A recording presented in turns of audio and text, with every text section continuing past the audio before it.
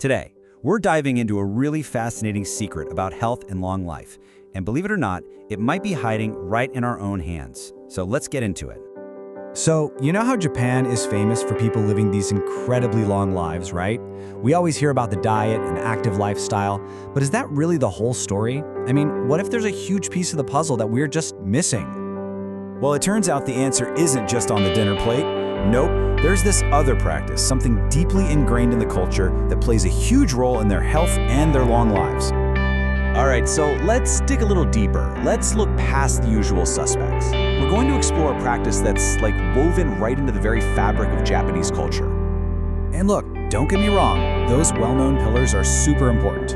A balanced diet, those strong community ties, staying active. Yeah, that stuff is absolutely the foundation for their good health, for sure. But there's this other piece that gets overlooked all the time: traditional bodywork. And we're not just talking about a spa day here. This is a centuries-old form of preventative healthcare.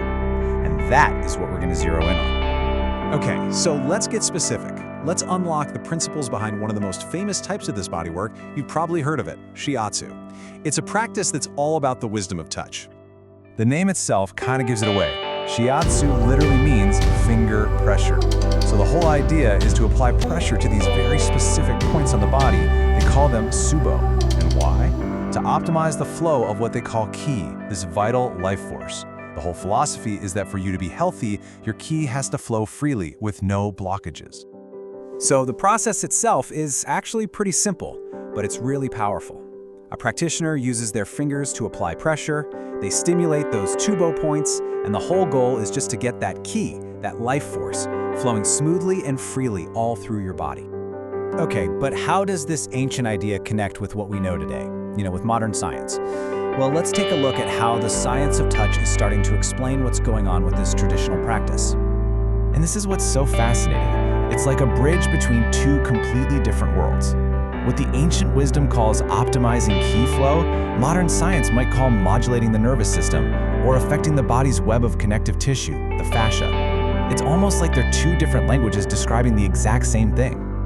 And when you really dig into the science, it's pretty clear that this targeted pressure has real, measurable effects. It looks like it can actually influence signals in the nervous system. And get this, it can even trigger the release of what are called endogenous substances. Basically, your body's own natural built-in pain relievers. So that's the theory, but what does this actually look like in the real world? Let's talk about the impact it has on the daily lives of Japan's older folks, the Rojin. You see, for the Rojin, it's not just about adding more years to their life, it's about adding more life to their years. It's all about staying functional, staying active, staying independent. And the key to all of that? You guessed it, flexibility and being able to move freely. And this is where it gets super practical. Therapy that focuses on the back can reduce something called myofascial restrictions.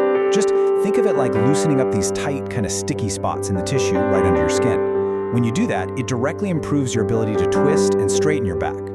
That makes everyday things like traditional kneeling or even just gardening a whole lot easier. And this really brings us to a powerful idea. This isn't just about getting rid of aches and pains. This whole practice reinforces a core ideal in Japanese culture. The goal of living a long, healthy, and this is the important part, a functional life. So what's the big takeaway from all this?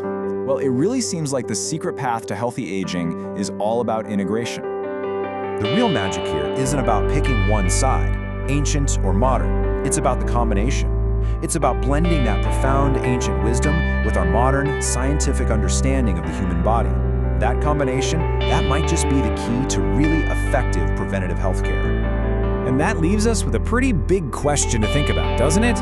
When you see such a powerful example of how well this integration works, you have to ask yourself, what kind of ancient wisdom could we start using in our own lives to help us on our own path to healthy aging?